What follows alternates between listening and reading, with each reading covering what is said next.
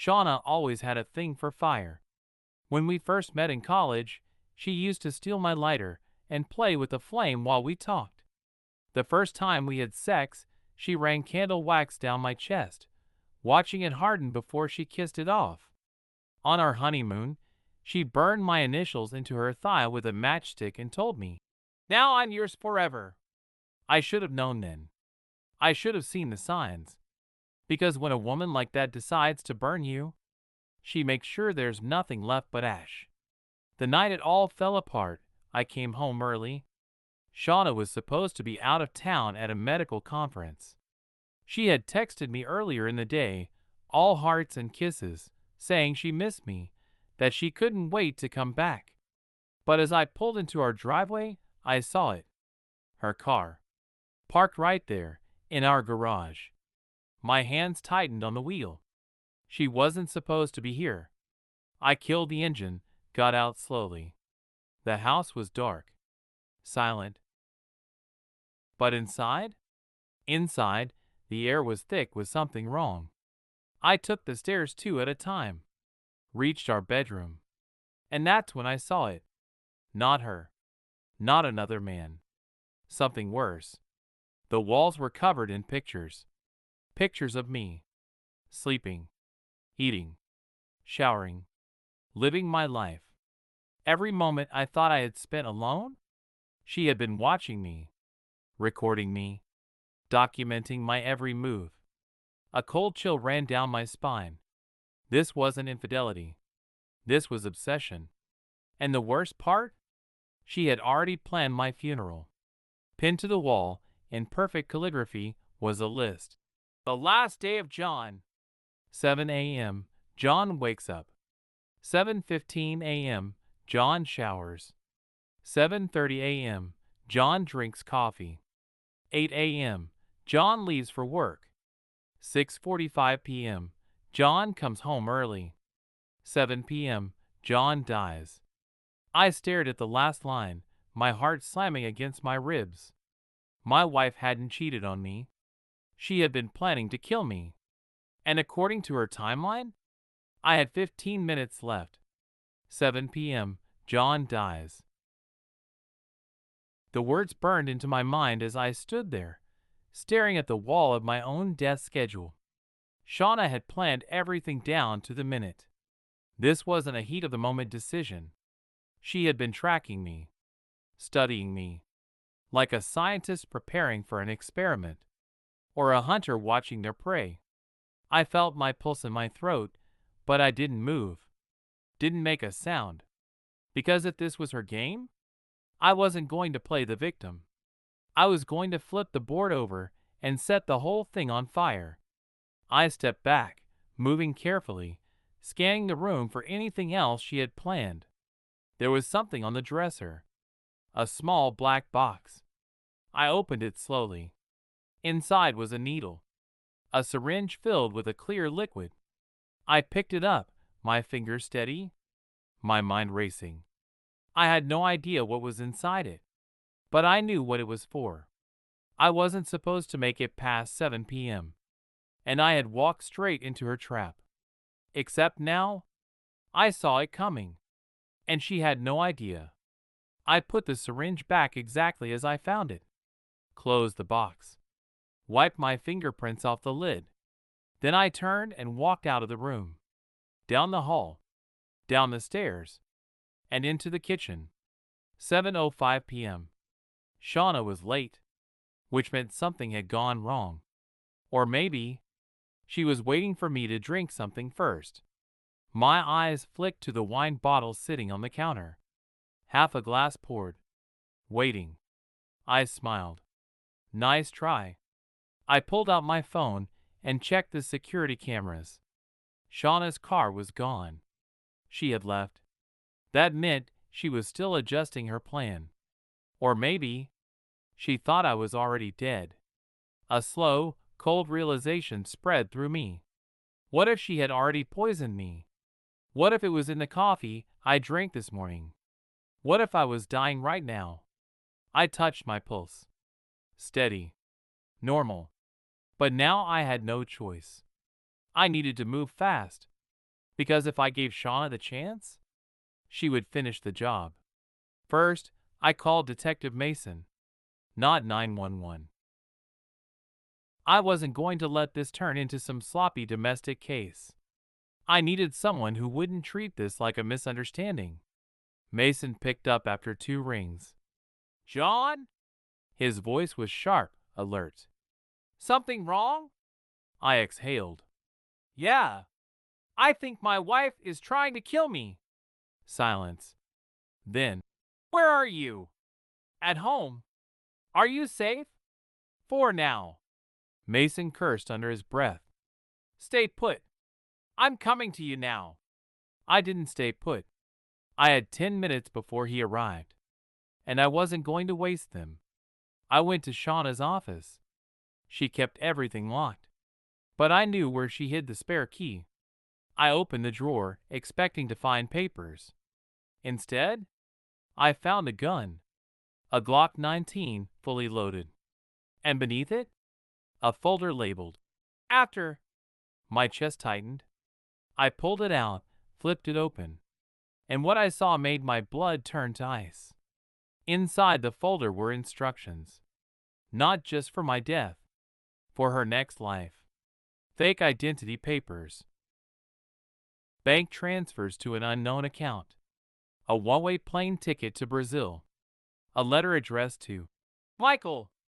I picked up the letter, my fingers tied around the paper, and I started reading. Michael, by the time you get this, it'll be done. He'll be out of the way. I'll meet you in Rio as planned. Our new life starts now. Michael. She had someone else. Not just a lover. A partner. Someone who had helped her plan this. Someone who was waiting for her on the other side. My stomach twisted. This wasn't just about getting rid of me. She had set up everything to disappear. She had been planning this for months, and I had never seen it coming. I clenched my jaw, stuffing the papers back in the folder. Then I grabbed the gun, and I waited. Because when Shauna came home, she was walking straight into her own execution. I sat in the dark, the Glock heavy in my hands, the folder of lies and betrayals resting on the table beside me. The house was silent. The only sound was my own steady breathing. Detective Mason was on his way, but I wasn't sure if I was going to let him handle this. Because if Shauna walked through that door, I wasn't sure I could let her walk out. At 7:43 p.m., headlights appeared in the driveway. I tightened my grip on the gun. I expected her to walk in casual, unsuspecting, ready to play the grieving widow. Instead, Shauna kicked the door open. I barely had time to move before she was rushing toward me. I stood up fast, the chair skidding back, my pulse slamming. Her hair was a mess, her makeup smeared, her breath coming too fast. This wasn't the face of a woman in control. This was the face of a woman whose plan had just collapsed. You need to come with me, she gasped, grabbing my arm. I wrenched away. Where the hell have you been? I asked, voice cold. Her eyes darted toward the table, toward the folder, the gun, the proof. She swallowed. John, please. We have to go. Now. You first. I raised the gun, leveling it at her chest. She froze. For the first time, I saw real fear in her eyes. John, you don't understand, she whispered. He's coming. Michael is coming. The name hit me like a brick. Michael. The man she had planned to disappear with. The man she had been coordinating my death with. The man who was supposed to be waiting for her in Rio. Why the hell was he here? Before I could ask, a car screeched to a stop outside. Shauna's face went pale. I turned toward the window, lifting the gun. The car door opened. A man stepped out. Not just any man. Michael Strenzo. Ray Strenzo's older brother. A hitman. Everything clicked at once. Shauna hadn't just been cheating on me. She had been contracting my murder. and I had just caught her deal going sideways. Michael was never waiting for her in Rio. Michael was supposed to take me out tonight, and something had gone wrong. Shauna grabbed my wrist. "We need to run, John," she hissed. "He thinks I set him up. He's not here for you anymore. He's here for both of us." For a second, I just stared at her. She had planned to kill me. And now, she was begging me to save her. I laughed.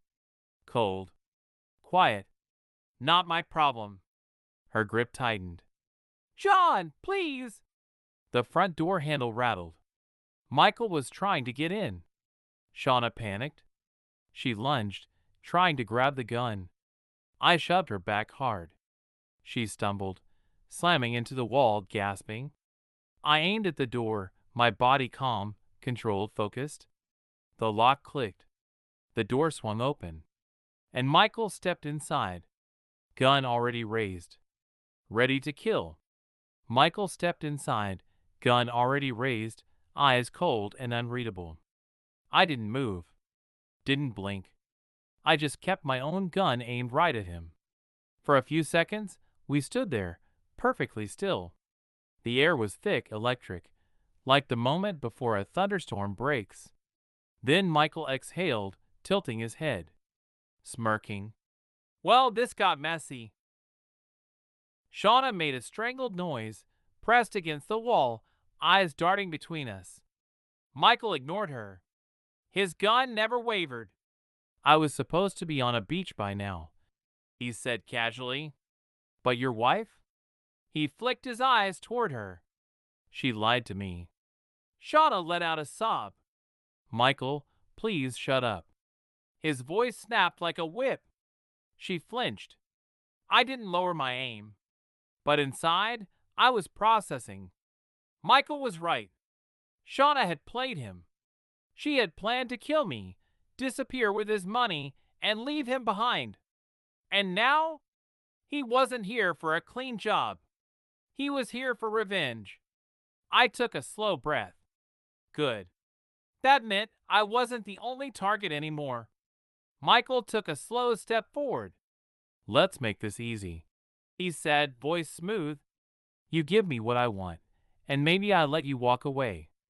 I narrowed my eyes. "And what do you want?" He smirked. And then he pointed the gun at Shauna. Her breath hitched. "Michael, don't. Oh, don't what?" He laughed. "Don't do what you plan to do to your husband." She shook her head frantically. "I didn't." He cut her off. "You did." The moment stretched, and I realized something. Michael didn't come here to kill me. Not anymore. He came here to watch Shauna suffer. He was here to make her pay. And I wasn't about to stop him. I lowered my gun, just slightly. Michael's eyebrows lifted, intrigued. "So you get it, huh?" I nodded once. Then I turned to Shauna. "You wanted to play games," I said softly. "Now you get to see what happens when you lose." Her mouth opened. "John!" I didn't answer. I just stepped back. Michael grinned. And Shauna realized she was alone. Realized no one was coming to save her. Panic overtook her face. "John, please, don't let him do this." Michael chuckled. "Now you beg?" He tilted his head. "Where was all that energy when you were plotting to poison him?" She let out a sob, shaking her head wildly. "Please," she whimpered. I met her eyes. And I saw it. For the first time since this nightmare started, I saw real fear in her. I took a deep breath. Then I stepped forward. Michael stiffened slightly, watching me. And then, to his absolute shock, I raised my gun again and pointed it at him. Shauna gasped. Michael went completely still. "What the hell are you doing?" he asked, voice low. I exhaled. Then I said the only truth that mattered. "She's mine to deal with." Michael blinked. Then he let out a dark laugh.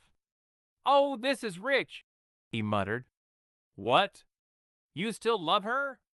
Gonna protect her after all this? I shook my head. No, I didn't love her. I didn't even hate her. I just wasn't about to let him decide what happened next. Shauna was mine to destroy, not his. Michael let out a long sigh. Then he slowly lowered his gun.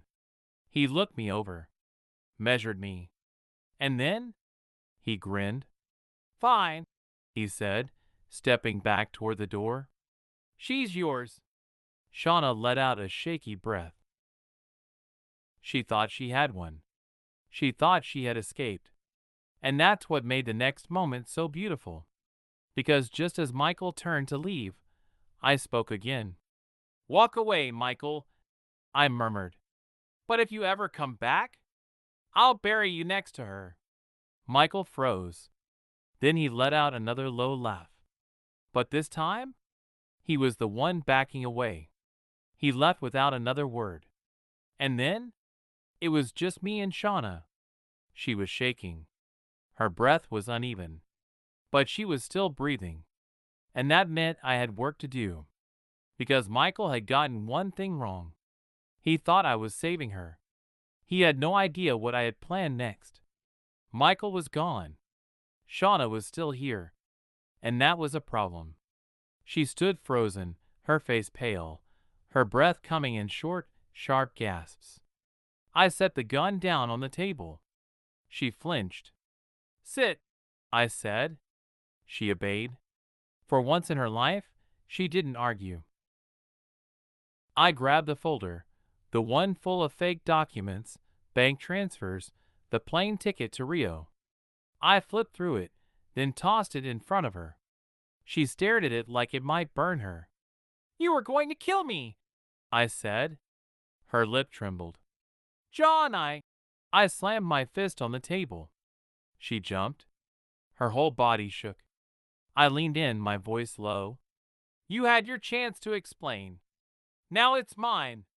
She swallowed, nodded. I reached into my pocket and pulled out a vial. Clear liquid.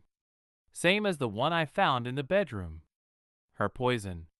Her plan. I set it on the table between us. Her eyes widened. This is yours, I murmured. She froze. I grabbed 2 glasses, poured a shot of whiskey into each. Then, slowly, deliberately, I took the vial and tipped a few drops into one of the glasses. Her breath hitched. I swirled the liquid, watching it mix. Then I pushed both glasses toward her. Drink, I said. She shook her head, panic flooding her face. John, no, drink. Tears spilled down her cheeks. She knew what this was. She knew what I was doing.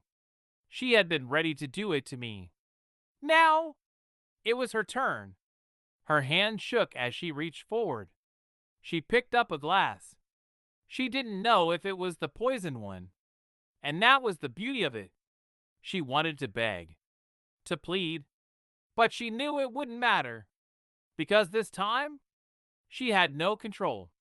She brought the glass to her lips. Her whole body trembled.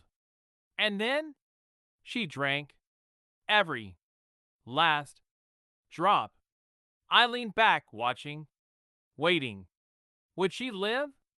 Would she die? Would the poison she had planned for me become her own fate? Either way, I was okay with it. Shauna finished the drink, her fingers gripping the glass so tightly I thought it might shatter. She gasped for breath, her eyes locked onto mine, waiting to see if she was going to die, or if I had spared her. I sat back in my chair, watching. She clutched her stomach. Sweat beaded on her forehead. Her body started shaking. Her breathing turned shallow. Her pupils dilated. And then, finally, she collapsed onto the table. I didn't move, didn't flinch, just listened to her ragged, choking breaths. Her body jerked once, twice, then went still. The silence stretched. Then I leaned forward, picked up the second glass, and drank mine. She had lost. And she knew it. That was enough. Because she hadn't even needed the poison to kill her. The fear had done it for me. I stood up, walked to the door, and opened it. Detective Mason was standing there. He looked at me, then at Shauna's motionless form. "You gotta tell me what happened," he asked. I smirked. She made her choice. Then I stepped outside into the cold night air. And I never looked back.